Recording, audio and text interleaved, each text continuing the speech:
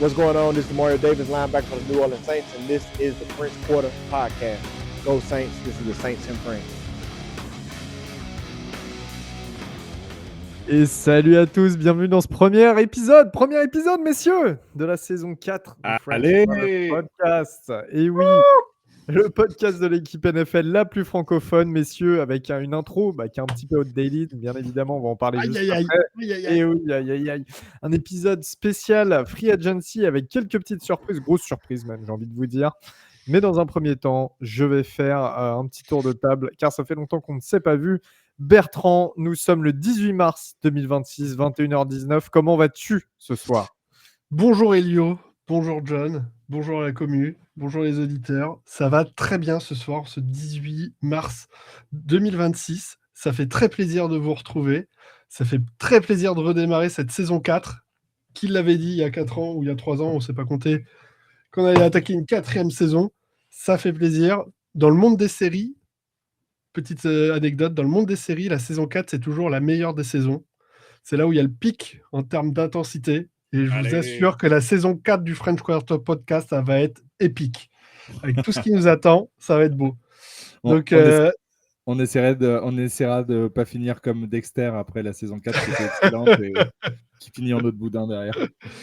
Non, mais tu prends beaucoup de séries, Game of Thrones, Breaking Bad, beaucoup de séries sont très très bonnes sur la saison 4. Il y a une sorte de théorie là-dessus. Donc je pense qu'on va être aussi excellent sur cette saison 4. Mais non, mais très content de pouvoir redémarrer, très content de voir cette free agency démarrer un peu sur les chapeaux de roue avec des bonnes surprises, des belles surprises. Donc voilà, très heureux de retrouver tout le monde, Elio. Très belle analogie en tout cas, mon bébert. John, toi, comment ça va ? Écoute, c'est difficile de passer après Bertrand. Là. Il vient de nous faire une intro d'enfer, vraiment. J'ai un peu de mal à passer derrière, mais je suis très content de vous retrouver. Moi, je ne prendrais pas le prof avant l'élève. Ouais, non, c'est compliqué. Hein. Et puis moi, c'est l'élève au fond de la classe, à côté du radiateur, tu vois. Arrête. Non, écoute, très heureux de vous retrouver, vraiment, c'est cool. Saison 4, on est chaud, il y a plein de belles choses qui se profilent. Comme disait Bertrand, je pense que ça sera notre meilleur cru. Du moins, on l'espère. Merci d'être de plus en plus nombreux à nous suivre, que ce soit sur les réseaux, Twitter, Instagram, le Discord maintenant qui est ouvert, mais aussi les auditeurs qui continuent de croître sur le podcast. Ça fait chaud au cœur, ça fait plaisir à voir et ça nous donne encore plus de force pour continuer. Et toi, mon Elio, comment tu vas ? Ça va tout comme vous. Hâte de cette saison 4. Hâte de plein de bonnes choses parce que vous allez à la draft d'ici le mois prochain, dans un mois quasiment, messieurs. Ouais, ça arrive vite. Aïe. Il y a ce match au Stade de France. Il y a d'autres nouvelles qu'on va vous donner juste après. Et non, ouais, plein d'excitation pour cette nouvelle saison. Donc c'est cool. C'est cool de démarrer et surtout de voir que tout le monde est en bonne forme. Messieurs, nous avons quelques breaking news à vous sortir et il y en a déjà une première. C'est parti. Where the news comes first.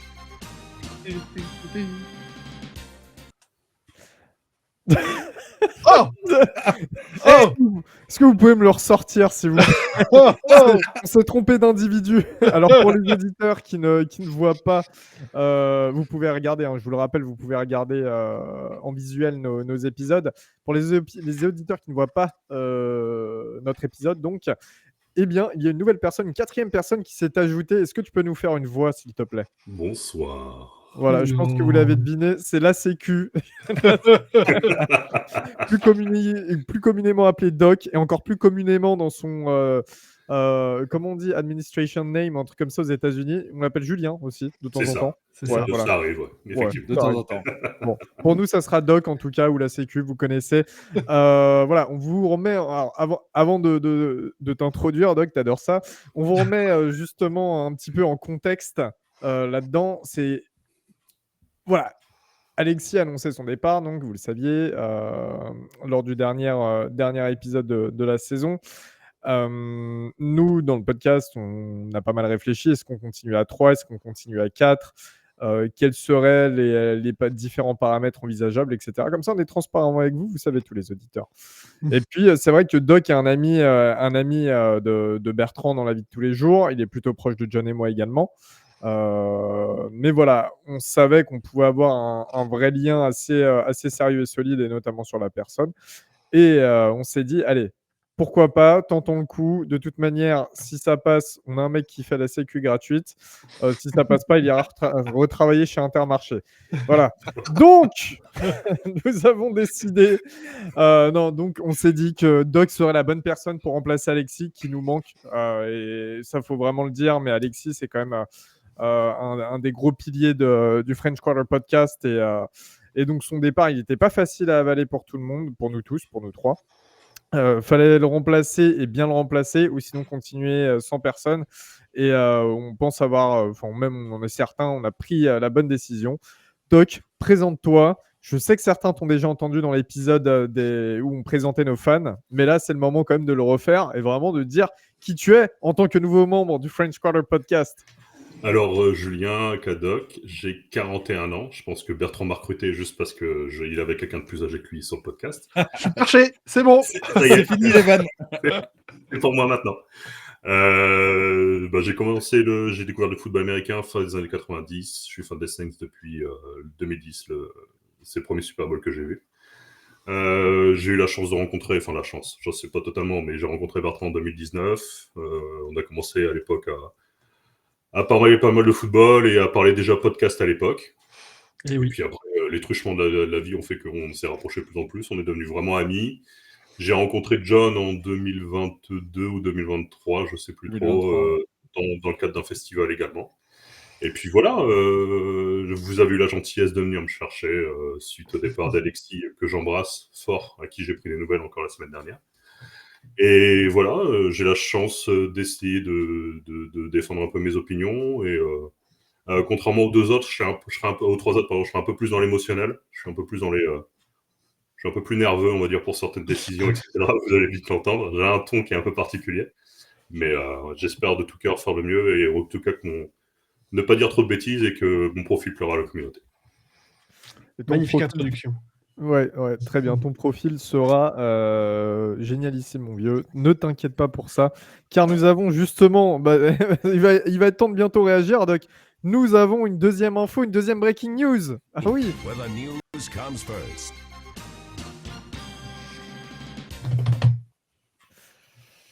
Nous sommes donc, pour tout vous dire, le mercredi 18 mars 2026, et bien le mercredi 25 mars 2026 à Paris, au Mousse Bar, dans le 6e, à Odéon.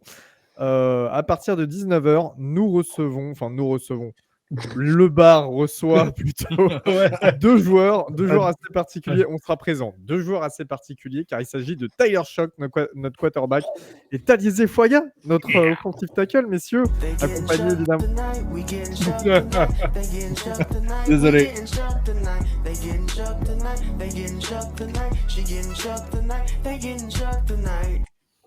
Ils seront donc accompagnés, comme l'année dernière pour Demario Davis, d'une partie de la délégation des Saints.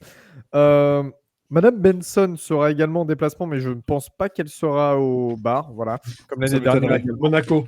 Bizarrement. Ouais. En même temps, est-ce qu'elle a vraiment envie de venir et de se faire servir des shots par Bébert? Je ne suis pas certain, et ça, on la comprend totalement. En tout cas, non. C'est quand même exceptionnel parce que, mine de rien, on reçoit notre quarterback titulaire. On a de la chance parce qu'il y a 2 ans près, ça aurait été Derek Carr. On l'a perdu. Est-ce qu'on se serait déplacé? Je suis J'en pas ai moins sûr. sûr. On va aussi avoir l'occasion de rencontrer Taliese Foya, qui, même en dehors d'être fan des Saints, c'est un joueur très intéressant. C'est un des meilleurs jeunes tackles de la ligue. Donc vraiment, c'est une énorme chance. Le Mousse, c'est l'endroit où on va souvent quand on va à Paris voir de la NFL. C'est le bar où on va souvent. Donc voilà, l'atmosphère devrait être cool, ça devrait être bien. Normalement, vous pourrez quasiment tous nous croiser. On est en train encore de négocier avec un dernier membre de l'équipe dont je tairai le nom. Mais vous devriez tous nous voir sans problème. Donc voilà, c'est la grosse info. Messieurs, un petit mot là-dessus, John? Écoute, c'était une info, fallait qu'elle sorte. Ça fait un petit bout de temps qu'on commence à être au courant de bruit de la venue de Tyler Shock et de Foga à Paris. C'est chose faite, c'est concret. On espère vous voir plus nombreux que pour Demario au mois de juillet. Bon, on prévient légèrement plus tôt que la dernière fois où ça avait été prévenu peut-être 48 heures à l'avance. Bon, là, vous avez une semaine, les gars. Donc, prenez vos billets de train. Les Parisiens vous attendent en masse. Nous, on fait de la route. Il y en a un qui vient du Nord, peut-être deux, on l'espère. Bon, il a intérêt. Je viens de Nantes, donc on fait de la route. On se déplace. On espère tous vous voir et faire une grosse fête. Ouais. Voilà, et ce sera bien évidemment l'occasion de se rencontrer aussi en vrai, si ça n'a pas déjà été le cas, ou de se re-rencontrer en vrai, comme d'habitude, et avec notamment le 5e membre annexe qui est Riton, notre pilier de bar, voilà, qui sera également présent, si ça peut vous attirer. Je Messieurs, sais pas, je sais pas le fond précis de cette venue de la délégation, à part faire C'est la promo du match. Pour la promo du match, il y aura une conférence de presse pour le match parisien vendredi, auquel on devait assister, mais on a préféré, vous nous connaissez, on a préféré tous aller au bar. C'est un endroit qui nous convient un peu plus, voilà. Donc la conférence de presse aura lieu vendredi à midi dans un restaurant parisien avec Gail Benson et le président européen de la NFL dont j'ai oublié le nom. Mais voilà, le but est de promouvoir le match à Paris, commencer à faire de la promo pour le mois d'octobre. Donc oui, les choses se concrétisent, les gars, et je suis très très content. Et ce que je voulais dire, c'est qu'ils ne se foutent pas de notre gueule, entre guillemets, si je peux me permettre, avec les joueurs qui nous ramènent, ça reste quand même des titulaires plus que... Oui, c'est pas Zakoud. Voilà, même si ça me ferait plaisir de rencontrer Zakoud, un très bon long snapper qui a une des pires notes sur Madden, mais voilà. Mais de se dire, on va pouvoir rencontrer notre QB titulaire. C'est incroyable. Et notre right tackle, rien que de les voir en vrai, de voir ce qu'ils sont. Enfin, moi, je trouve ça. C'est mon petit côté fan, mais je suis très content. Et je vais pouvoir. Est-ce qu'on racontera à Tyler que Elio était super vénère de son choix pour le mettre en difficulté devant Tyler Shock? Est-ce qu'on dira l'analogie qu'il a faite? J'attends juste. Oui, non, là, parce que sinon les deux ils vont pas à la draft non plus. On renvoie à l'épisode draft de l'année dernière pour ceux qui n'ont pas la ref. On va peut-être le re-uploader en bipant quelques zones. Non, mais ça va être cool. Mais ce que je vois, c'est que je mets encore une petite tête à Talisé Fuaga. Donc je vais voir. Ouais, il met 40 kilos, je pense, mais voilà. Petit joueur.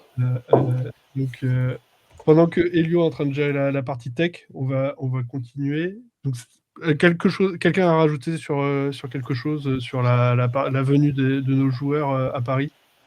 Ce qui est surprenant, c'est qu'ils viennent si tôt, certes pour la pub, et ça tente à prouver peut-être que le partenariat avec les Mousquetaires qui continuera, apparemment, ça veut peut-être dire une seconde visite. On peut s'attendre cet été, probablement. Donc c'est plutôt plaisant de voir que on a quand même... En Europe, actuellement, on est les seuls à avoir ce type de visite. On voit que les Saints s'investissent vraiment pour ce match. Donc, c'est que du bonus. Donc, la commu essaie de bouger au maximum. On sait que c'est pas évident, c'est en semaine. On va pas révéler un peu les coulisses, mais on a essayé, nous, de notre côté, de faire avancer les choses pour que ce soit plutôt un week-end. Malheureusement, ce ne sera pas le cas. Mais venez, essayez. Et puis même les personnes non fans des Saints, vous êtes fan de la NFL, vous avez des joueurs qui sont accessibles, parce qu'en plus, la fois où on était venu au mois de juillet, il y avait quand même, on était quoi, en pic, on devait être 10 dans le bar. Je pense que la délégation était peut-être plus nombreux que le nombre de fans qui est passé, pardon. Et vous avez la possibilité de parler avec un joueur pro sans la cohue autour et qui sont ultra ouverts et ultra sympas. Franchement, peu importe l'équipe, vous pouvez venir et c'est vraiment très cool, quoi. Et vous allez probablement parler au futur MVP du Super Bowl 2030. Donc, exactement. Venez.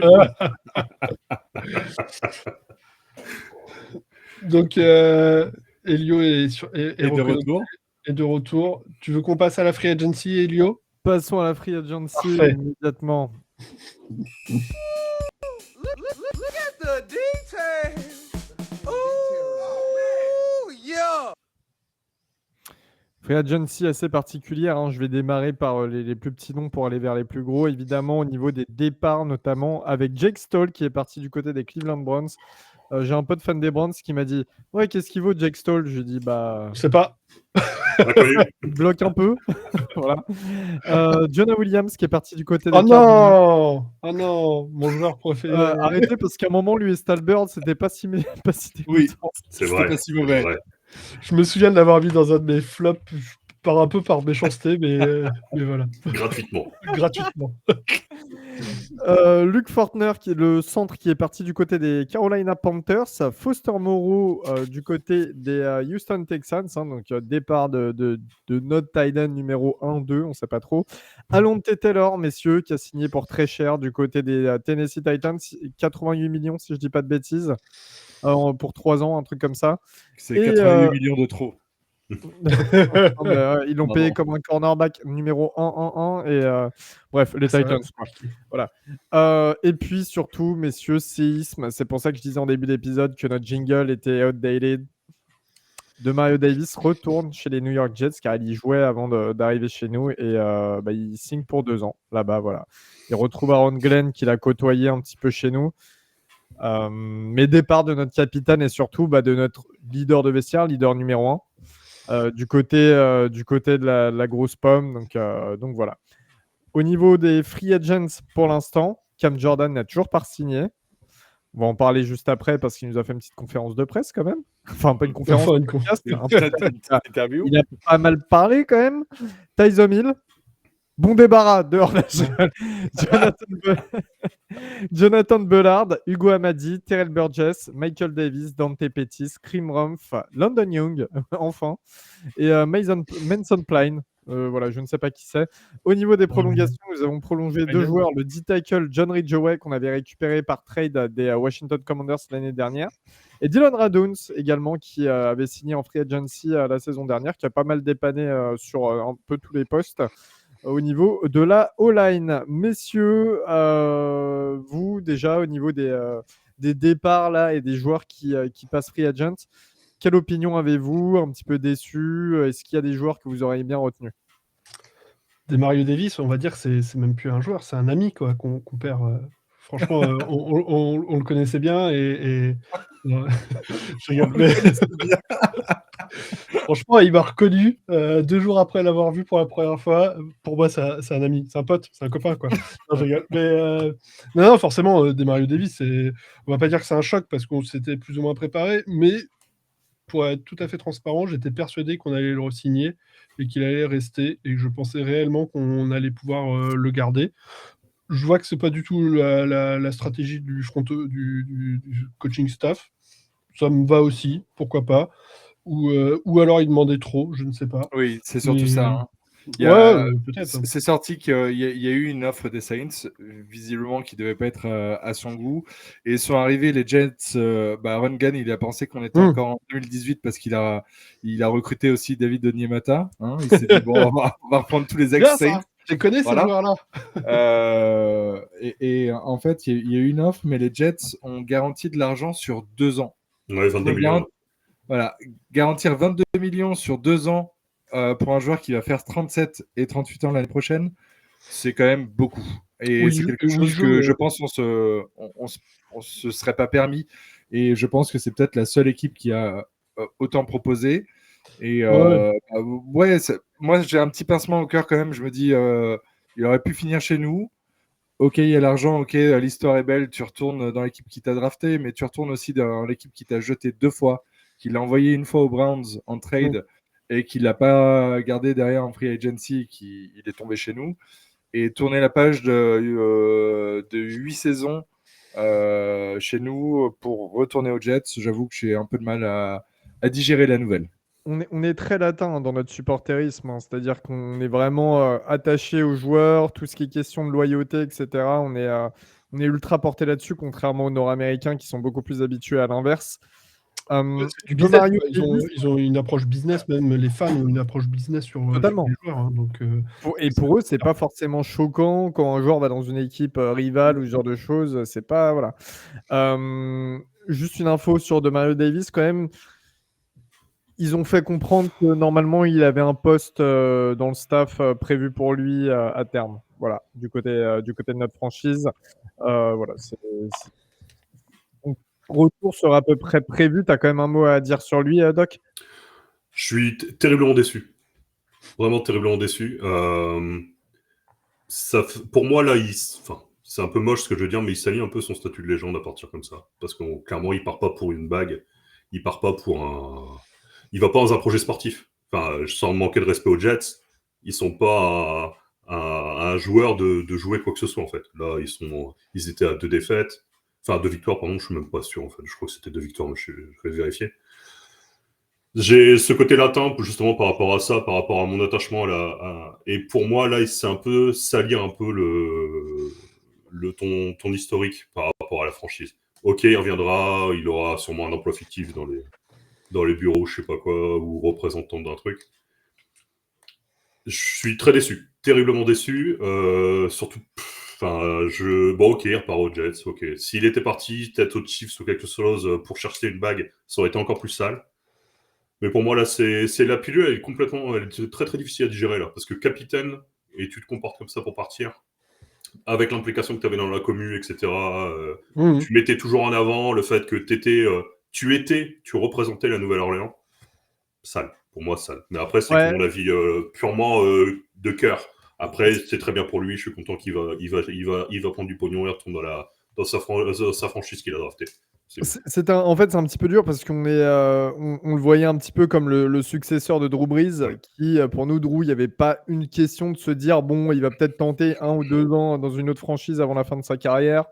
Voilà, ça n'a jamais été un sujet. Et donc, on était un petit peu dans la même logique avec DeMario, surtout qu'il avait en passif un petit peu comme Drew Brees. Il arrivait d'une autre équipe, sa carrière, on l'a quand même bien remise sur le droit chemin. Plus que ça même, et donc on se disait que quelque part peut-être qu'il devait quelque chose à la franchise.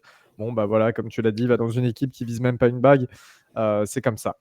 Au niveau des autres joueurs, au niveau des autres départs, messieurs, bon, Alonte Taylor, hein, vu le prix, c'est voilà. Ouais. Un Google au moins.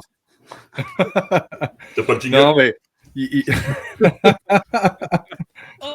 alerte au Google! Alerte au Google, les enfants! Non, en soi, Alonte, c'est pas un joueur que je suis triste de voir partir, mais il a apporté quand même quelque chose. Il s'est quand même éclaté cette année dans ce rôle de star, entre guillemets, de la défense. Star, la position par son statut, dans la position qu'il avait en défense avec Brendan Staley cette année. Ça laisse un trou, mine de rien, un trou conséquent qu'on n'a pas adressé ni en free agency pour le moment. Enfin, voilà, on espère l'adresser à la draft. On verra ce qu'il en est. Ça laisse quand même un trou en défense, mais jamais je l'aurais signé pour le prix. Pour le prix, non. Le prix, c'est hors de ce genre de poste un peu hybride, cogneur, un peu de la couverture, mais pas en outside. Un corner pur, il n'était pas très très bon. Je trouve que c'est remplaçable ou c'est coachable avec en interne sur d'autres joueurs, soit des safety, soit des corners qu'on récupère. Et justement, c'est un rôle que Julian Blackmon a déjà eu par le passé. On verra s'il arrive à tenir sur le terrain cette année parce qu'il nous a même pas fait un match l'année dernière.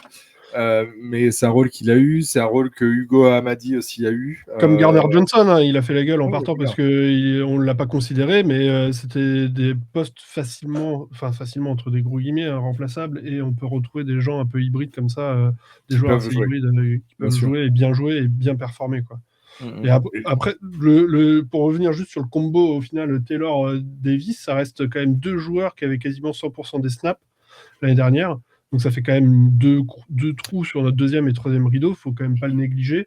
Mais comme tu le dis, on n'a pas du tout de signature liée à... Alors Caden Ellis peut-être un peu, mais c'est pas tout à fait le même type de linebacker que Demario Davis. Mais ça va être quand même à surveiller sur notre défense qui était solide sur la fin de saison et qu'il faudra quand même surveiller par rapport à ces 2 trous assez béants. C'est un des top plaqueurs de la ligue, Demario Davis. Donc, simplement. Au niveau juste, messieurs, parlons de Cam Jordan, qui s'est exprimé, il était dans le podcast de Teron Armstead. C'était un petit peu... John, je te vois faire la moue. Est-ce que... franchement, rester éveillé jusqu'à 1h30 du matin pour l'entendre déblatérer autant de conneries, ça m'a gavé.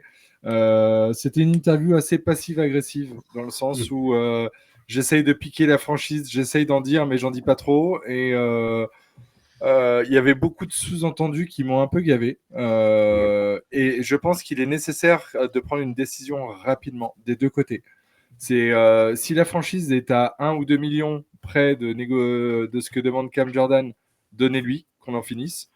Ou s'il y a vraiment 4 à 5 millions d'écart sur ce que Cam Jordan demande, bah, au revoir. Au revoir, parce qu'il est en train de pourrir son image, il est en train de pourrir la franchise avec des termes très passifs-agressifs. Franchement, j'ai pas du tout apprécié son interview. Tu voulais dire un truc, Doc? Horrible. Horrible. Tais-toi. Tais-toi tout jamais. Tu peux pas te permettre, avec l'héritage que tu as, avec tout ce qu'on t'a apporté sur les 2 dernières années, où tu étais rincé, Gaillard. Mais rien. Tu ne sortais rien du tout. L'année dernière, tu as surperformé. Et là, tu vas nous exiger des choses de furieux en disant, bah, de toute façon, au pire, même dans la division, même chez nous, il y a d'autres équipes, en sous-entendant, bon, pas les Falcons, mais peut-être les Panthers. Mais tais-toi, en fait. Tais-toi donc. Tu peux pas, en ayant le statut que tu as, là, le Nouvelle-Orléans, tu ne peux pas tenir un tel propos. Pour moi, si tu tiens un tel propos, tu rappelles qu'en plus, j'ai vidé mon vestiaire au cas où je viendrai plus, etc. Pour moi, c'est que tu es déjà parti dans ta tête. Donc, si tu es déjà parti, pars. Mais viens pas repleurer pour demander un contrat et ne fais pas Là, alors, Demario était classe et parti sans un mot de plus en rendant hommage à la Nouvelle-Orléans. Là, tu es encore plus ou moins dans la franchise et tu continues à la ramener. Ouais, je suis d'accord. Et ce qui me dérange aussi, c'est que c'est la première fois qu'il est free agent, donc je pense qu'il joue très mal les choses et qu'il teste un peu son marché, mais il le fait de façon grossière. Et du coup, je comprends pas qu'un mec comme ça n'ait pas un agent qui lui dit bah non, en fait, t'es vite des sorties comme ça, quoi. Et ouais, comme tu le rappelles justement, 2023-2024, il est payé, je crois, à peu près 11 millions l'année. Enfin, au total, je crois que ça faisait 23 millions les 2 saisons pour 6 sacs. Alors oui, tu as eu quelques moves sur l'intérieur de la ligne, mais mon coco, tu n'as pas joué 100% de tes snaps à l'intérieur de la ligne.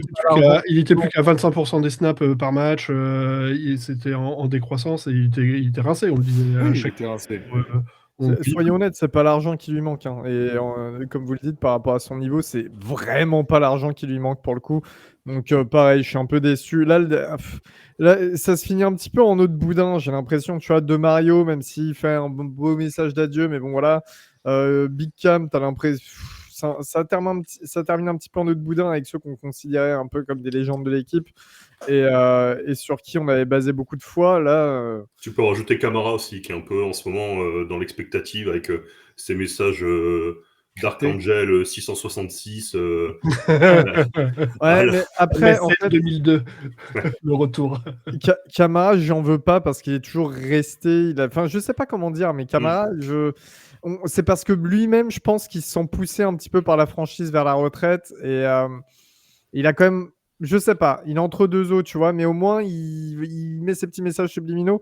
Que là, de Mario qui se taille chez les Jets pour quelques millions, Cam Jordan qui fait n'importe quoi en interview et qui détruit, lui qui était en plus un de nos seuls joueurs, enfin notre seul joueur d'ailleurs à avoir eu la bague, la seule bague de notre histoire, tu vois. Non, il l'a pas eu. Non, il l'a pas eu. Il a été dans non, il est arrivé juste après. Il est arrivé après. Non, je dis n'importe quoi. Mais en tout cas, il a fait partie de la. Il a fait partie de cette équipe-là, ouais. Tu vois, pour vous dire à quel point moi je le vois dans ce moule-là, quoi. C'est ouais, non, je sais pas, c'est pas terrible. C'est pas terrible, ça fait un petit coup et puis justement ça va faire encore remonter dans mon estime. Alors qu'il était au top, mais c'est vrai que Drew Brees, voilà. Et même Texan, je veux dire, Texan, il nous doit une carrière. Et il a toujours dit qu'il nous devait une carrière. En fait, tu vois ce que je veux dire? T'as des gars comme ça, ou même qui sont partis, qui ont été nettement plus classe, quoi. Mais bon, c'est comme ça. Hein. Messieurs, et juste pour terminer en termes de prolongation, John Ridgeway, donc on avait besoin un peu d'intérieur D-line, etc. Il était pas mal blessé cette saison. Et Dylan Raduns, qui a plutôt dépanné, c'est des prolongations intéressantes sans être trop onéreuses. Oui, bah c'est des prolongations de profondeur de roster. C'est des mecs qui font leur job correct. Tu vois, Raduns, il a bien dépanné. Et, il a quand même débuté 10 matchs l'année dernière. Ouais. S'il peut en débuter 1 ou 2 cette année, ça serait mieux quand même. Mais il a quand même pas mal dépanné. Donc oui, en profondeur, c'est une bonne re-signature. C'est de l'ossature. Clairement, c'est de l'ossature. Oui, totalement. Messieurs, allons vers les signatures en free agency, car nous avons une free agency très active. Et oui, chose que nous ne connaissions pas. Et avant toute chose, disons-le maintenant, nous n'avons pas mis de void years pour aucun des joueurs qui a signé chez nous. Bienvenue est de chez les retour. Saints en 2026. On est de retour sur le cap. C'est excellent en vrai. Alors, première grosse signature, John, tu le réclamais, ce joueur. On voulait un running back, et ben on l'a eu, c'est Travis Etienne Jr. Travis Qui nous a- Etienne. HN, attention. D'accord, oui, c'est bon, disons que haïtien d'origine, je sais comment on dit Etienne maintenant. Running back, donc, qui arrive des Jaguars, ancien running back de Clemson. Hein, on connaît son duo fantastique en college football, mais également ensuite en professionnel avec Trevor Lawrence. En 2025, c'est 260 portées pour 1107 yards, 4,3 la course en moyenne, 7 touchdowns, 36 réceptions pour 290 yards, et 8 yards par réception en moyenne et 6 touchdowns à la réception. Messieurs, on récupère un très bon running back qui était un premier tour. Et on récupère aussi un joueur natif de Louisiane et supporter des Saints, justement. Il a l'air. Alors, il y a quelque chose qui est assez intéressant vis-à-vis d'Etienne, c'est que tous ceux qui ont assisté, les journalistes qui ont assisté à sa conférence de presse, ont dit on a quasiment jamais vu de joueur être aussi content de signer dans notre franchise. Voilà, mais. Il avait le sincèrement smile. content, quoi.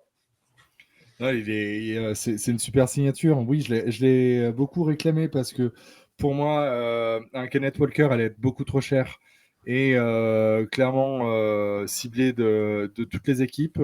Là, tu récupères un top joueur à un contrat honnête. Quand tu regardes la profondeur de son contrat, on ne l'a pas surpayé. C'est un tarif OK. Il sort de sa meilleure année l'année dernière depuis sa rookie season en termes de stats. Il a été performant, il a été bon dans le match de playoff face aux Bills. C'est lui qui remet les Jaguars dans la course avant la fin du match. Et pour moi, c'est un super coureur. C'est un coureur qui est très versatile quand même. Il a ce côté un peu feu follet et il sait pas mal casser des tacles, etc. Il a des mains correctes. Donc, il peut être vraiment utilisé dans plusieurs positions. Je ne vais pas dire, il me rappelle Camara, mais tu peux l'utiliser un peu comme Camara, sauf que lui, en intérieur, sur les inside runs, il est quand même meilleur et il est, j'allais dire, il est built pour ça. Enfin, il a le physique pour ça. Et ouais, bah, clairement, le mec, il vit un rêve éveillé. Il disait en conférence de presse qu'il avait l'habitude de créer son personnage dans Madden, de lui en uniforme des Saints. Il jouait avec son frère, donc qui est Trevor Etienne, qui joue aux Panthers. Il faisait un peu le duo de running back Deuce McAllister, Reggie Bush. Et il appelé son fils. Il portait le 9 en hommage à Drew Brees à Clemson. Et il a appelé son fils Saint. Donc, il est aussi visiblement fervent supporter de la SSE. Parce que son fils s'appelle Saint-Étienne, du coup. C'est vrai. Etienne. Saint-Étienne.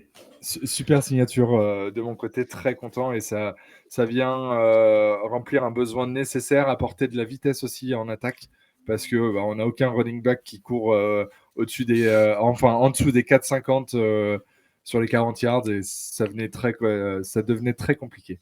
Et puis un petit profil différent de Devin Hill, justement, qui est plus un perforeur. Là, on a vraiment un joueur un petit peu à double menace, comme on avait avec Alvin Kamara, par exemple. Donc, ouais, ça se complète bien. Devin Hill, il a quand même pas très bien. Enfin, il n'a pas encore montré grand-chose, alors que Travis Etienne, il a quand même performé et on sait ce qu'il vaut. Moi, je bémol quand même, je trouve qu'on l'a. Le contrat, il est quand même un poil cher. Il se retrouve sur un contrat qui est quand même top league sur les running back, pardon. Alors, le top, je ne sais plus si c'est 10, 15, 20, mais il se retrouve assez haut. Après, il a fait ses quasi milliards tous les ans. Peut-être qu'il y a une année un peu en dessous. Faudrait que je retrouve un peu les tapes sur la partie passe où est-ce qu'il est vraiment si bon que ça sur soupape. Mais ce que j'apprécie, c'est que au final, la franchise ne laisse pas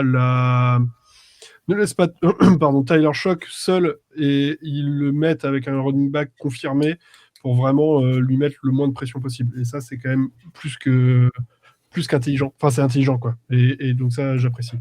Ce que je trouve dingue, c'est qu'on a un joueur référencé qui arrive chez les Saints. Un joueur référencé d'attaque qui arrive chez les Saints. Est-ce que c'est l'année dernière qui a montré des belles choses et qui a commencé à un peu donner envie aux joueurs de commencer à venir? Parce qu'il y a encore 3-4 ans, ce genre de joueurs, on passait complètement à côté. En fait, ils ne seraient jamais venus chez nous. Et on n'avait pas les thunes aussi. On n'avait pas l'argent, on n'avait rien qui pouvait. On n'avait pas l'argent et puis on n'était pas très sexy, quoi. On n'était pas sexy. Là, Trevor Seaman et les Derek Carr. Là, les choses s'alignent plutôt bien pour nous. Donc tant mieux. Et puis c'est vrai que le contrat est cher, etc. Mais il faisait partie des top 3 ou top 4 joueurs à aller chercher. Donc tant mieux. Et pour une fois que ça arrive chez nous, on va pas s'en plaindre. Ouais. Je rebondis sur ce que tu disais sur le fait qu'on est devenu un peu plus attractif. C'est un thème qui est vachement revenu durant les conférences de presse des nouveaux joueurs. Ils ont vachement parlé de l'attaque qui était agréable à regarder. La seconde signature qui, pareil, c'est un joueur pour qui je militais depuis plusieurs épisodes, l'a dit aussi en conférence de presse en disant quand on regardait les tapes pour préparer les adversaires contre qui on devait jouer, l'attaque des Saints était hyper agréable et innovante à regarder. Ouais, clairement, Kellen Moore nous a rendu sexy. C'est ça. Parce que justement, on a réussi à signer le left guard David Edwards, left guard titulaire des Buffalo Bills, ancien left guard titulaire du côté des Los Angeles Rams, ancien joueur de Wisconsin. Je rappelle que le dernier joueur de Wisconsin qu'on a eu à la maison, c'était John Ramsek. Oui, un des meilleurs guards de la ligue, tout simplement. On l'a signé sur un contrat full garantie, n'importe quoi, sans void years. Il est assez bon en pass block comme en run block. Il a 3 pénalités concédées en 2025 quand on sait que notre O-line, c'est la spécialité de concéder des pénalités. Il a pris 3 sacs. Il a seulement concédé 27 pressions sur 1035 snaps. Messieurs, on a un mastodonte qui arrive. On avait besoin de renfort dans la O-line intérieure. On le savait depuis longtemps. On l'a enfin eu. C'est la signature la plus importante de la free agency pour l'instant. Clairement, tout le monde dit qu'il faut construire par les lignes. Notre gros problème de l'année dernière, on l'a dit, redit et surdit, c'est le centre de la ligne qui était catastrophique, nos 2 guards qui sont cata et notre centre titulaire qui est blessé. Là, on va prendre le meilleur joueur, un des 2 meilleurs joueurs dispo ou le meilleur joueur dispo au poste. Pour le coup, là, son contrat est plus que... Je trouve qu'il est presque à notre avantage, je dirais, parce qu'il est vraiment bien ficelé et les garanties sont pas si élevées, etc. Donc très content. On ne pouvait pas faire mieux et c'est bon pour notre jeu de course et c'est bon pour la protection de notre QB. Ouais, ça fait plaisir parce que l'année dernière, on n'a pas pu courir comme on le voulait, forcément. On est à 9 TD marqués à la course. Sans compter ceux de notre QB. Donc c'est un peu compliqué. C'était compliqué. On espère cette année ouvrir un peu plus de brèches. Surtout qu'on a quand même du matos derrière pour pouvoir courir. C'est assez hallucinant, pareil, que ce genre de joueur arrive chez nous. C'est la bonne pioche. On parlait d'ossature solide. Et voilà, on a enfin fait quelque chose de bon sur les lignes. Et ça promet du beau, voire du bon. Ouais, et c'est révélateur aussi des promesses que monte Tyler Shock, parce que un David Edwards et un Travis Etienne soit signé chez nous, ça montre que Tyler Shock a démontré de belles choses, parce que mine de rien, Travis Etienne part de 8 ans de relation avec Trevor Lawrence. C'est son gars sûr depuis le collège. T'as David Edwards qui était chez les Bills, qui jouait avec Josh Allen. Donc les mecs jouaient pas avec les pires QB de la ligue non plus, et ils étaient dans des bonnes situations, parce que les Jags l'année dernière vont en playoff, ce qui n'était pas arrivé depuis un bout de temps. Les Bills, c'est du playoff depuis plusieurs saisons, et tu as Josh Allen qui est souvent cité dans les conversations en tant que MVP de la ligue. Donc ouais, c'est quand même révélateur de ce qu'a montré Tyler Shock sur sa première saison. J'ai une question, et c'est une vraie question, et peut-être que j'ai mal regardé ou je ne me suis pas intéressé au truc, mais pourquoi les Bills ne l'ont pas re-signé, ou ou est-ce qu'ils ont tenté de le re-signer, ou est-ce que les Bills sont en galère de cap? Non, alors un peu des deux. Ils avaient 2 joueurs sur la ligne à re-signer. et il ne pouvait pas payer les deux. Ok. D'après Pierre de Bills France, justement, il me disait qu'il ne pouvait pas payer les deux et qu'il fallait choisir entre les deux. Ok. Merci. Messieurs, en parlant de choix, un joueur a fait le choix d'aller chez nos ennemis, puis de revenir chez nous. C'est Cadon Ellis, le linebacker. Linebacker hybride, vous le connaissez bien. Hein, c'est un ancien 7e tour de draft qui s'était illustré chez nous avec une saison à 7 sacs avant de partir du côté d'Atlanta. Cette année, il sort 59 plaquages solo et 101 combinés, 3,5 sacs. Un fumble forcé, une interception, c'est clairement le meilleur linebacker qu'avaient les Oiseaux la saison dernière et d'ailleurs les saisons précédentes. Il a joué 51 matchs sur 51 du côté d'Atlanta, donc il n'en a loupé aucun. Vous le connaissez, c'est un linebacker qui est plutôt hybride. Il a passé pas mal de temps derrière de Mario Davis, mais c'est pas le même genre de linebacker, attention. Très bon ajout dans la défense de Brandon Staley d'ailleurs, qui finalement c'est un petit peu son style. On l'a signé pour 3 ans et 33 millions, il me semble. Il a 30 ans déjà. Voilà, donc on a voulu mettre ce vétéran linebacker encore en forme et qui connaît bien la maison. Cadon Ellis, le retour depuis les Falcons, vous en dites quoi? Moi, je suis content. Je dois avouer que je suis super content. C'est Demario l'appelait le secret le mieux gardé de Louisiane pendant quelques temps, avant qu'il passe chez les Falcons. Je suis super content de voir son retour. Je sais, histoire de cœur, tout ça, blabla, les renforts à droite à gauche. On va essayer d'oublier. Il va, je l'espère, plus mouiller le maillot pour nous faire oublier ces 3 années perdues. Pareil, c'est vraiment intéressant d'avoir ce linebacker référencé numéro 1 là, sur la agency qui arrive chez nous. On va voir comment il va s'adapter avec Brandon Staley. On va voir le rôle qu'on va lui faire jouer. Est-ce qu'il va prendre le capitana au niveau des linebackers? Probablement. Mais on va voir ce qu'on va pouvoir faire avec lui. Mais pour avoir un peu regardé des takes de lui, notamment l'année dernière, c'est un ajout plus que solide. Et surtout, on rajeunit le corps de linebacker grâce à son arrivée au départ de match. Ouais, puis moi, sincèrement, pareil. Genre, autant le move qu'il a fait d'aller chez les Falcons, bon, c'est ni le premier ni le dernier, hein, mais voilà. Mais en dehors de ça, oui, je suis plutôt séduit. L'idée, je trouve que pour le niveau du joueur, le prix se justifie, mais c'est pas non plus onéreux que ça. Je tablais beaucoup sur l'avenue de Devin Lloyd, on l'a pas eu. Donc pour moi, Cadon Ellis, c'était une très bonne alternative. Franchement, non, voilà, il connaît la maison, etc. La pression de la Nouvelle-Orléans, il la connaît aussi. La chaleur, tout ça, le Superdome. Donc pourquoi pas? Pourquoi pas, Bébert? Devin Lloyd, ouais, on l'a vu, au final, c'était encore un cran au-dessus en termes de tarifs. Alors, je vais refaire un petit peu mon petit bémol, mais pareil, alors, à chaque année, on se dit que les contrats sont de plus en plus chers, mais là, oui, j'aime pas te dire ce truc-là, mais je suis quand même surpris sur les 3 années sur Cadon Ellis, sachant qu'il a déjà 30 ans. Je sais pas trop ce qui lui reste encore un peu dans le réservoir. Regarde de Mario, on disait ça chaque année. Oui, bien sûr, mais bon, c'est un sur les centaines de joueurs de linebacker, quoi. Et t'as des Bobby Wagner qui tiennent, t'as des joueurs comme ça, c'est sûr, mais Cadon Ellis, 33 millions, 11 millions par an, ça fait un beau chèque pour un joueur linebacker hybride. J'espère juste qu'il sera bien intégré dans le schéma de Staley et qu'il sera aussi performant avec nous. Je me souviens que de toute façon, quand on jouait contre les Falcons, il nous faisait toujours très mal et il était, comme tu disais, Doc, un des meilleurs linebackers de leur côté et il était rugueux sur la ligne. Mais après, j'adore le joueur, je suis très content de l'avoir dans l'équipe et il va mentorer aussi quand même cette escouade de linebacker. John? Il est très jeune. Et non, moi, le schéma, je me fais aucun souci. C'est le genre de linebacker que Brandon Staley adore utiliser. C'est un linebacker qui peut être excellent rusher aussi. On l'a vu, 7 sacs avant qu'il parte chez les Falcons, chez nous.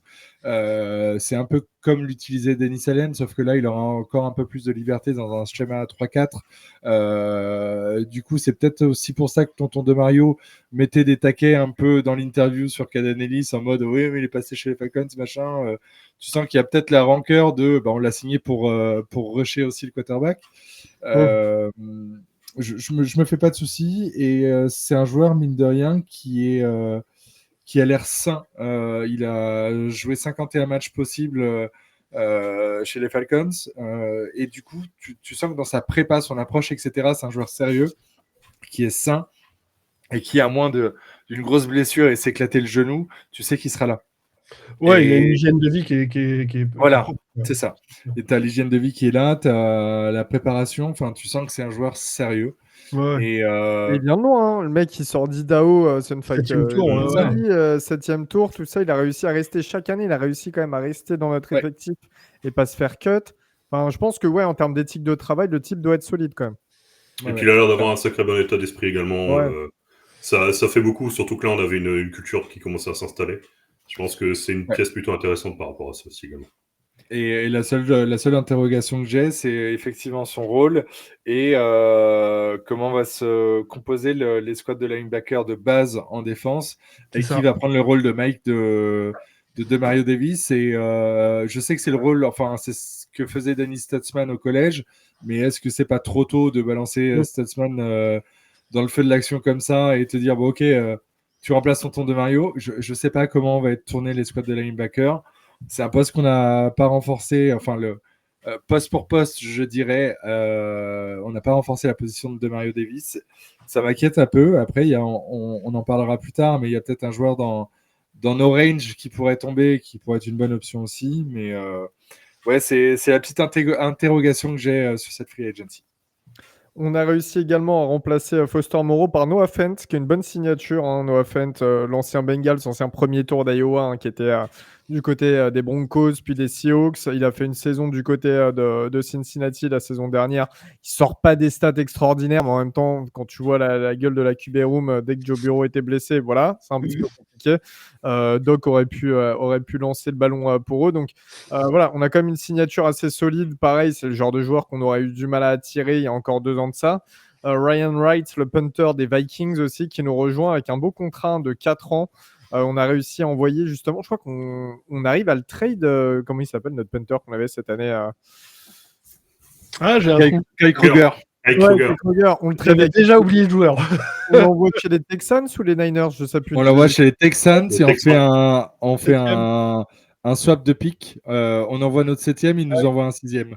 Ouais, C'est bah beau. voilà, très bonne opération. Et on Pour un récupère mec qui allait être coupé quand même. C'est beau. De 2027. un Et- top 10 punter de la ligue. Très clairement, apparemment, son départ faisait un petit peu mal pour les Vikings. Voilà.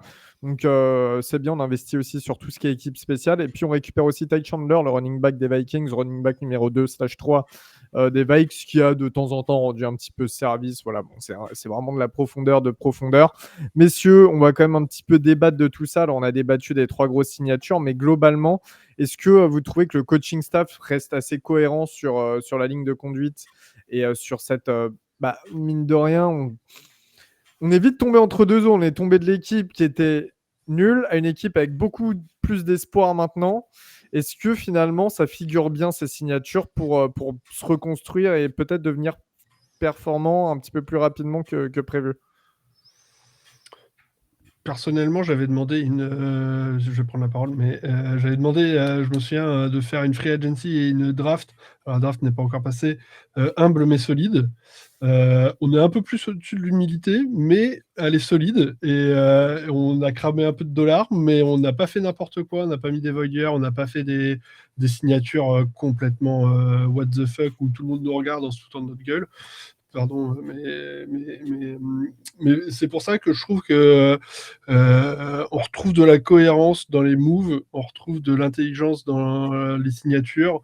Elles sont compréhensives par tout le monde. Ça se construit correctement. Forcément, il y a encore des trous dans le roster, mais la free agency n'est pas finie et la draft n'est pas passée. Et c'est pas que je suis serein sur l'avenir, mais au moins on fait une reconstruction. On verra si elle fonctionne ou elle fonctionne pas, mais elle est faite correctement. C'est fait intelligemment. C'est fait intelligemment à l'instar de ce qui s'était passé l'année dernière, où certes on n'avait pas d'argent, etc. Néanmoins, on avait déjà réussi à construire avec la draft. On avait quand même réussi à attirer quelques joueurs plutôt intéressants qui sont pour la plupart encore dans le roster.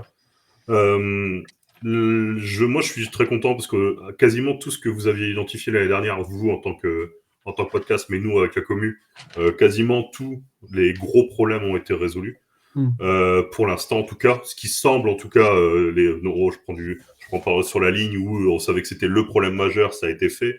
On savait qu'on a un problème majeur sur l'autre punter, on a réussi à remplacer intelligemment et pour quelqu'un plutôt excellent. Après, c'est sûr, tout n'est pas encore à faire, mais on n'est qu'en année 2 de reconstruction. Prenons le temps, calmons-nous. On a encore de la marge. Tyler Shock a encore de la marge. Il n'a fait que 6 matchs l'année dernière. On est bien, on est en avance par rapport à ce qu'on pensait et ce qu'on pouvait proposer il y a quelque temps. Mais pour l'instant, c'est plutôt intelligent. En tout cas, moi, j'en suis entièrement satisfait. Ouais. Je rejoins le sentiment que vous avez exprimé. Vraiment, je suis satisfait. Effectivement, on a cramé du dollar, comme tu disais, Bertrand, pour reprendre tes propos. Mais d'un autre côté, l'année prochaine, on arrivait avec 100 millions de cap space, ce qui est beaucoup. Autant commencer à dépenser, en fait. Pourquoi on aurait attendu alors que ça y est, on est sorti du cap L. Tout le monde a beau dire oui, bah, vous avez encore beaucoup de dead money, etc. Mais oui, mais vous inquiétez pas. La dernière année, hein. C'est la dernière année et on clean, clairement, on clean tous les books. Là. Le fait de ne pas avoir prolongé de Mario Taysom ainsi que Cam Jordan, même si Cam Jordan pourrait être re-signé, au moins on a bouffé son contrat et toute la dead money qui allait avec les Void Years. Donc on fait table rase. Et du coup, ça a été fait intelligemment. Et pour moi, une équipe qui se retrouve en permanence avec 100 millions de cap space, bah, c'est une équipe qui ne dépense pas et c'est une équipe qui prétend à rien. Donc, moi, je suis content qu'on prenne les devants. Et bah, clairement, Kellen Moore a essayé de renforcer l'attaque à des postes qui sont nécessaires et qui vont l'aider à mettre en place encore plus son schéma de jeu. Clairement, les running backs, on voit ce qu'il a fait du côté de Philadelphie. Hein. Je dis pas que Travis Etienne, c'est Saquon Barkley, loin de là, mais on sait l'importance des running backs dans son attaque. Et du coup, bah, il a été chercher une cible. Peut-être qu'il renforcera encore le poste, à la draft, on verra. Peut-être pas avec un choix premium, mais dans les tours de troisième jour, peut-être. Mais il a été chercher des choses nécessaires pour son schéma de jeu, pour aider Tyler Shock aussi, mine de rien. Et non, franchement, je suis satisfait de cette grosse première semaine de Free Agency. J'en attendais pas autant. Et j'avais espoir quand même. Et j'ai souvent parlé d'Etienne et de Edwards. C'est chose faite. Et ouais, je suis très content. Et toi, Elio? Non, mais moi, oui, je m'attendais pas du tout à ça, donc je suis ultra content. Je suis comme toi, j'attendais. Enfin, tu vois, quand tu me parlais d'Etienne, d'Edwards, tout ça, j'y croyais quasiment pas. Je vais être assez honnête. Je me disais que c'était des bonnes signatures et que c'était des signatures peut-être qui coûteraient légèrement moins cher que des top 3 à leur poste. Et sauf que j'y croyais absolument pas. Je pensais pas qu'on avait une aussi belle attractivité, mais c'est vrai que quand tu allies un bon coaching staff jeune, quand tu mets un quarterback qui a l'air intéressant et qui distribue bien le ballon, quand tu utilises plein de paramètres différents et que tu arrives à vendre ton équipe, bah mine de rien, ouais, c'est possible. Sachant qu'en plus de ça, on a vu que les cartes étaient redistribuées en NFL. On s'est retrouvé avec un Super Bowl qui était assez inédit, en tout cas sur ces dernières années, on va dire ça comme ça. Voilà, donc, et dans une division qui est plutôt aussi ouverte. Donc moi, là, je suis content. Je trouve qu'on passe à l'offensive, mais de la bonne manière, sans surpayer trop, avec un cap notamment, ça on n'en a pas parlé depuis le début, mais quand même un cap qui augmente énormément chaque année. Et là, il y a eu quand même une grosse augmentation. Donc, on ne va pas aussi lésiner pour lâcher des dollars. Donc, moi, ça me va aussi. Et non, j'ai l'impression que la construction est intelligente. Ça me fait plaisir. Pour l'instant, j'ai rien à redire. Sincèrement, j'ai absolument rien à redire. Et les premières heures, quand tous les joueurs signaient à droite à gauche, que nous, on faisait rien, je me disais, oh, ça y est, ça recommence, tu vois, on va être un peu actif, machin. On va quand même manger notre pain noir une deuxième année de suite, à juste titre, hein. Et au final, bon, première signature, tu dis un punter, ok. Et puis là, d'un seul coup, sorti nulle part, Etienne, Edwards, etc. Noah Fent, moi, ça m'a fait extrêmement plaisir aussi. Donc, non, je suis plutôt content, plutôt satisfait. Vous aviez d'autres choses à dire sur cette FA pour l'instant, les amis? Ouais, juste un truc sur le punter. Parce qu'en fait, on parle du punter, mais on se rend pas compte d'un truc. J'ai une stat qui est plutôt intéressante. L'année dernière, en fait, il tourne à 48% de ses punts qui tombent dans les 20 yards adverses. Bon. Ça peut paraître comme ça, c'est une stat qui semble rien dire. Vous savez à combien était Kruger? Vas-y. Il est à 32%. Ah la vache. 32% de ce qui tapait, ça tombait dans les 20 yards adverses. Déjà, ça va faire une grosse différence. Hein. Voilà. Donc en fait, ça paraît bête. C'est vrai qu'on met jamais la lumière sur les punters. Non, c'est hyper important. C'est un jeu de position. Hein. Mais jeu de là, plein terrain, surtout maintenant, en plus avec la nouvelle manière de punter, etc. Mais on a quasiment doublé de 10% de plus de punts qui vont arriver normalement dans la bonne zone. la bonne zone. C'est hyper important et c'est la première fois depuis Thomas Morstead qu'on investit de l'argent sur un punter. Et là, on a été en chercher à la free agency. D'habitude, c'était que des undrafted free agents. On a eu Blake Gillikin, on a eu la compagnie australienne là, Les tatoueurs catastrophique. Les tatoueurs australiens. australiens, Je peux plus les voir ceux-là. J'ai rien contre les Australiens, désolé, hein, mais juste en NFL, on va éviter, s'il vous plaît. Et ouais, alors que c'est une position hyper importante. C'est une position hyper importante. Ton attaque n'avance pas.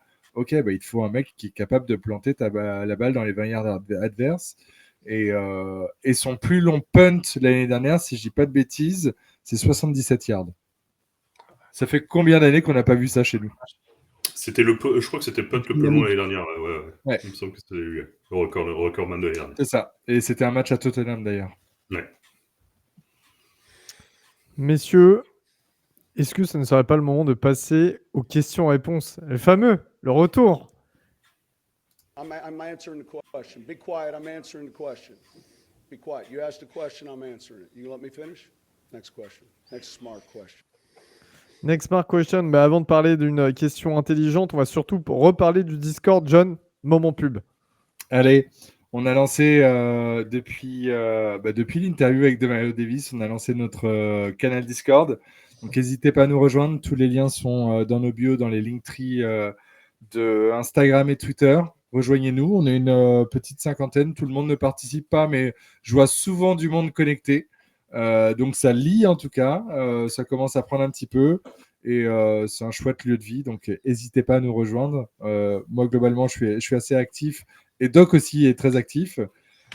Elio ne sait toujours pas se servir d'un téléphone. Donc c'est compliqué. Et de temps en temps, Bertrand vient placer 2-3 conneries. Voilà, j'essaie de mettre ma petite pierre à l'édifice, pas autant que vous, j'avoue, mais... Et ça parle pas que des Saints, c'est les Saints, mais ça parle de tout, ça parle de la bouffe. Moi, j'anime beaucoup le côté cartes, collection de cartes, etc. Enfin bref, c'est un lieu de vie, un vrai lieu communautaire, comme on n'avait pas pour l'instant. Et la communauté Twitter est ce qu'elle est. Donc venez sur Discord, rejoignez-nous, et puis vous allez passer un bon moment. Et n'hésitez pas à poser vos questions. La communauté est très saine, et c'est vraiment un plaisir de discuter avec tout le monde.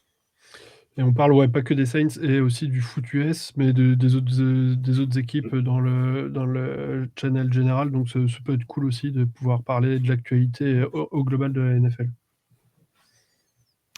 Messieurs, on commence avec la première question. Donc, on a sélectionné quelques questions qui nous ont été posées via Discord. Du coup, avec Brestois qui nous dit: question pour l'équipe en vue de cette free agency dantesque. Quel poste est prioritaire? DB ou wide receiver, quel joueur vous ciblez en priorité donc pour la draft? Caleb Duns drop pas mal, ça peut être une occasion en or. Au vu des rapports sur un trouble mental de Mekhi Lemon, pas trop chaud pour le prendre, et vous? Et happy birthday, il est en retard. Oui, merci beaucoup Brestois. Merci énormément même. Pour la draft, messieurs, John, je te vois lever la main. Oui, mais alors receveur, je suis d'accord, parce que en dehors de Chris Olave, notre receveur numéro 2, c'est Devon Vele, même s'il a prouvé de bonnes choses sur la fin de saison, une bonne collection avec Tyler Shock. On a Devon Vele et Jalen Polk. Polk, on ne sait pas ce que ça va donner. Donc clairement, Olave se pète, c'est compliqué derrière. Ah oui. C'est le retour des équipiers Popeyes, comme on a eu en fin de saison. Donc non, receveur, pour moi, est un poste prioritaire. Et le deuxième poste, je dirais pas DBs, même si c'est un poste important. Et que, effectivement, si tu as un Caleb Downs qui tombe au pick 8, ce serait chouette d'aller chercher. Pour moi, c'est Edge. Parce que dans l'idée, si tu re-signes pas Cam Jordan, donc tu perds une production à 10 sacs. Donc ça fait une production à 10 sacs et demi l'année dernière. 142 plaquages pour DeMario, plus quelques sacs d'Alonte Taylor. Tu as quand même 3 positions à remplacer et 3 joueurs de production à remplacer de l'année dernière. Et si tu ne signes pas Cam Jordan et qu'un Chase Young, on sait qu'il fait toujours jamais 17 matchs, se pète en cours de saison, tu as qui en edge? Tu te retrouves avec Carl Granderson et Bertrand. Et du coup, c'est un peu compliqué. Mais j'ai les bras un peu courts, apparemment aussi. Donc, j'irais receveur et edge. Je ne sais pas si vous êtes d'accord avec moi, les gars, mais pour moi, c'est les deux plus gros besoins urgents du roster. Weber. Je suis d'accord sur le wide receiver. Je vais me permettre en plus de faire un petit instant promo pour le front office où j'ai écouté leur podcast sur les wide receivers, la classe draft des wide receivers, où Alex disait que lui, son top 1, c'était Mackay Lemon. Donc, comme il en parlait, le Brestois sur sa question, c'est Mackay Lemon, c'est ça. Et apparemment, il disait que c'était vraiment le top 1 pour lui en termes de wide receiver. Voilà, comme ça. Il est excellent, Lehman. Les débats sont ouverts. Il le met même devant Carnell Tate, qui le met 3e dans son ranking des wide receivers. J'ai pas d'avis plus que ça parce que je ne suis pas un expert draft, même si je le disais l'année dernière. Mais clairement, un wide receiver derrière Olave, il en faut clairement un. Mais moi, limite, tu vois, Edge, je suis complètement d'accord, il faut y aller.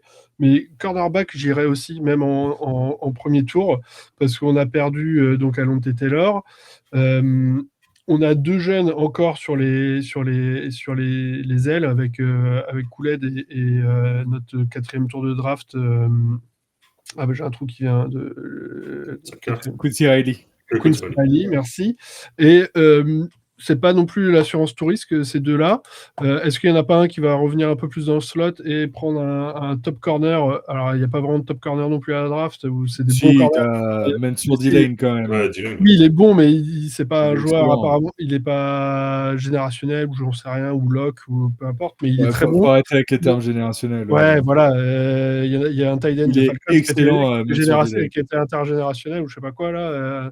Et on voit ce qu'il donne. Mais bref, donc, tout ça pour en revenir. Il est Corner, internul, surtout. il est internul, oui. Que corner, je signe aussi en premier pick parce que on n'est pas à l'abri d'avoir une secondary un peu faiblarde. Moi, je partirais sur un wide receiver aussi, mais un profil un peu particulier, un wide receiver lourd. Vraiment quelqu'un qui peut vraiment contester là où on l'avait beaucoup plus dans la rapidité, la fluidité. Là, Pardon ? Pas au niveau des blagues, lourd. Non, pas nous. Pas D'accord. comme nous. Un vrai. Ouais, je voudrais un profil un peu plus lourd, un gars un peu, pas profil tight end non plus, mais un hybride un peu dans ce genre-là qui est capable d'aller mettre l'épaule où il faut et pour pouvoir rentrer en pénétration dans le. T'as Tate et Washington dans ces profils-là qui sont très grands. C'est un des deux que je ciblerais, ouais. Tate ou Washington. Après, c'est qu'un avis personnel. Hein, c'est un peu plus loin, je crois qu'il y en a un autre, là, Malaki ou. Malaki Fields, c'est très loin. Non, c'est très loin. Mais c'est très grand, apparemment. T'as Jacoby Lane, je crois, projeté au 3e tour, qui pourrait être une très bonne pioche aussi. Non, t'as des bons profils cette année. En fait, la draft de receveurs est assez profonde cette année. Et même si tu piques pas au premier tour, tu peux tomber sur des bons profils en jour 2 et 3.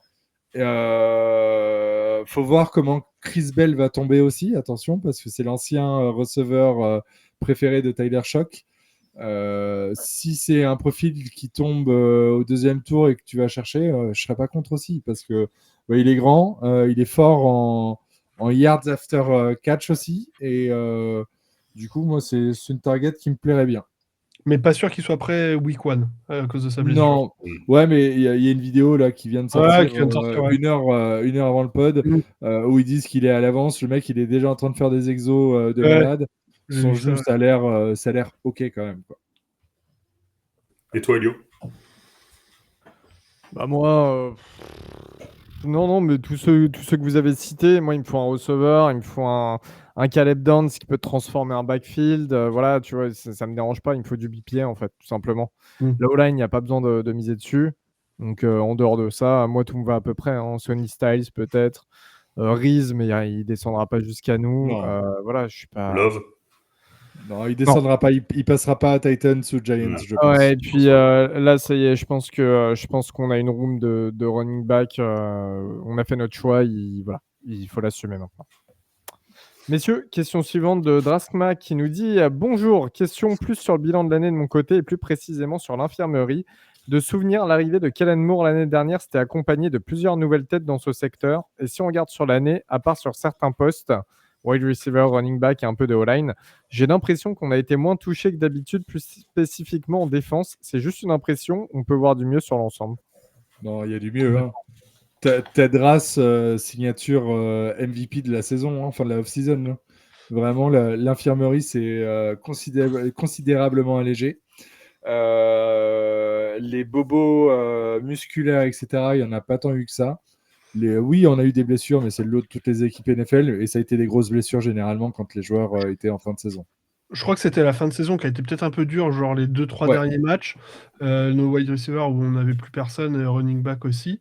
Mais souvenez-vous quand même qu'en plein milieu de saison, on était là avec des injury reports qui tenaient sur 2-3 lignes. Et souvent, on faisait la remarque en disant on n'a pas vu ça depuis très longtemps, où on était vraiment avec que quelques joueurs qui ne participaient pas. Et c'était quand même, ça n'avait rien à voir par rapport aux années précédentes. Donc oui, il y a la preuve en est, c'est Olave qui a fait quasiment la saison complète, puisqu'en fait, c'est une maladie qui l'empêche de finir la saison. Mais c'est l'exemple concret. Olave qui a toujours été injury proof. Cette saison, il l'a fait quasiment complet. C'est vrai. Messieurs, la question nous vient d'Alex du Front Office Podcast, justement. Évidemment, je prends une balle comme à chacune de ces questions. Salut l'équipe, une question pour Elio. Que penses-tu de ta franchise de cœur dans l'affaire Crosby? Toujours en deuil du départ de Mario ou Sad? Voilà. Ce que je pense, c'est que toi, tu es fan des Dolphins et j'aimerais bien que tu me parles un petit peu de la off-season des Dolphins.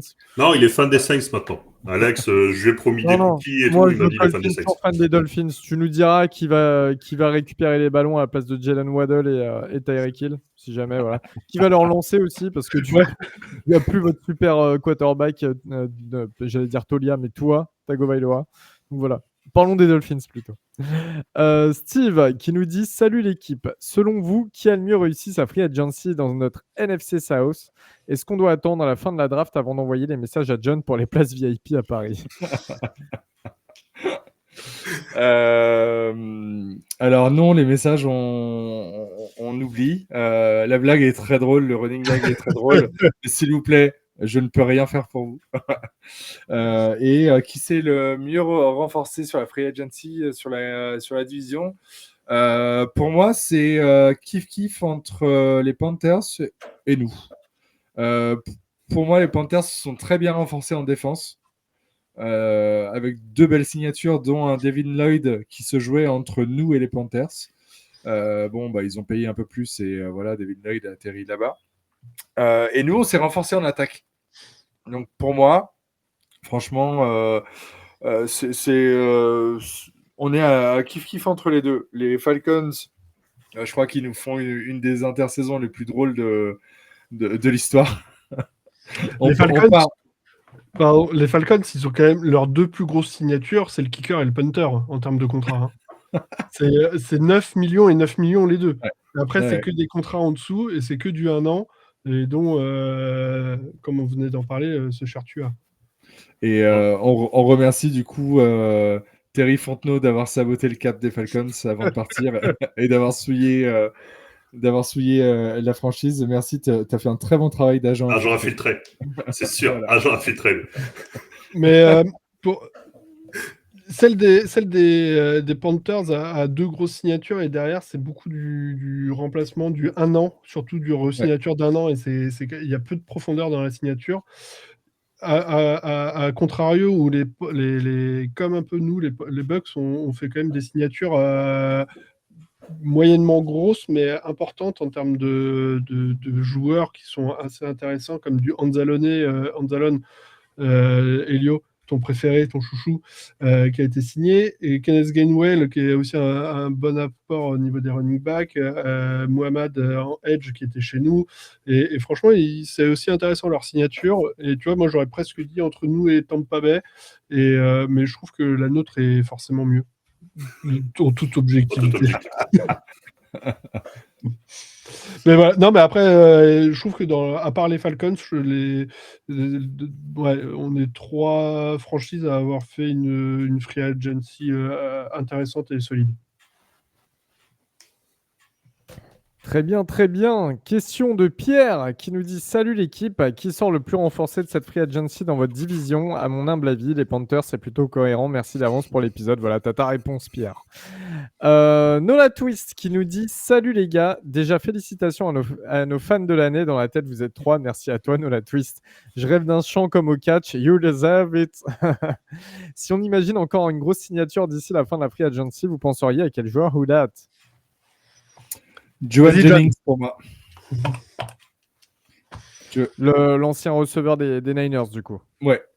Joan Jennings, on a besoin d'un vétéran, on a besoin d'un joueur d'une sûreté supplémentaire dans la room de receveurs, même si on sait que c'est un joueur qui est propice aux blessures, mais comme toute l'équipe des 49ers, j'ai envie de te dire. Si nous, on est sur un cimetière vaudou, eux, ils sont à côté de la centrale électrique, hein, visiblement. C'était un peu le buzz de la off-season. C'est très compliqué niveau blessure du côté des Niners, mais tu sais que c'est quelqu'un qui est capable d'être playmaker et d'être vraiment sûr.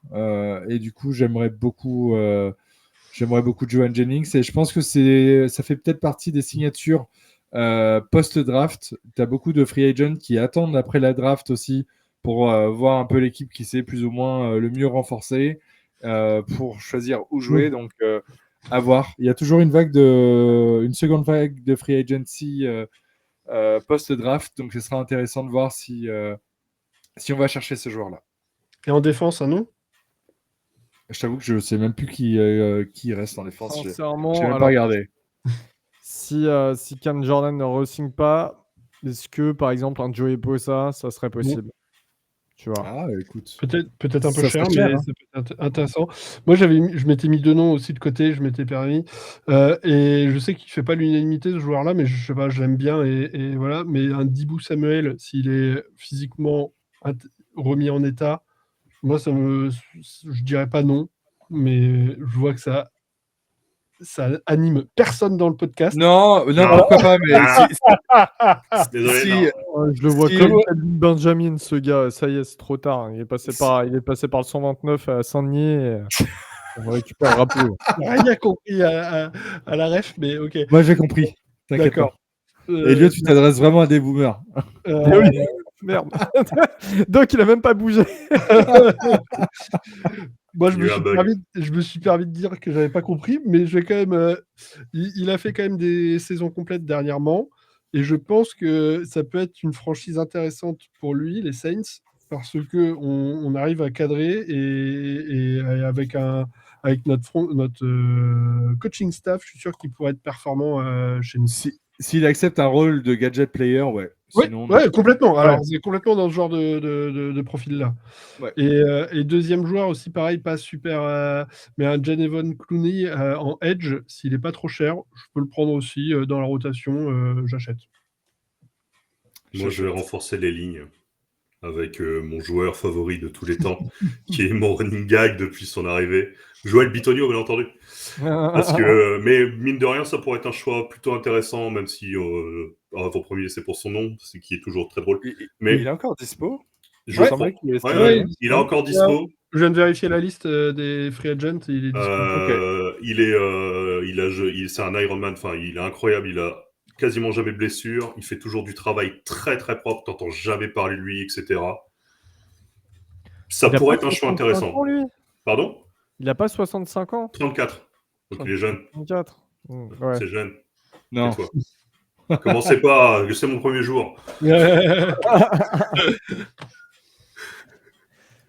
Bah voilà, messieurs, un épisode riche en saveurs. Il se passe donc plein de choses. On a l'arrivée d'un nouveau monde qui est doc. On a l'arrivée de Tyler Shock sur le sol français la semaine prochaine et au Mousse Bar.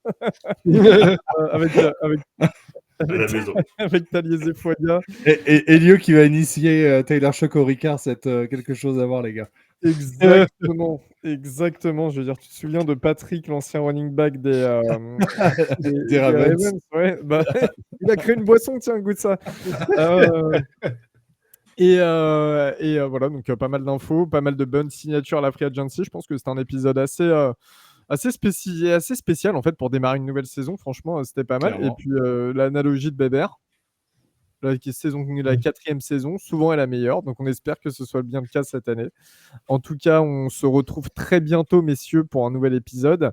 On fera un petit peu un débrief évidemment de la rencontre avec les joueurs et puis aussi des prochaines semaines parce qu'il risque de se passer de nouveau des choses, et notamment peut-être en termes de signature et de contrat. On se quitte comme d'habitude sur les 2 meilleurs mots. Oui. Pour les places, pour le stade, il faut contacter John. Il n'y a pas de Oui. problème. Ça y est. On vous mettra son numéro en bas. Voilà. On se quitte sur les 2 derniers meilleurs mots de la fin, comme d'habitude. Je fais le décompte. Who dat? Who dat? Salut Let's tout le go. monde.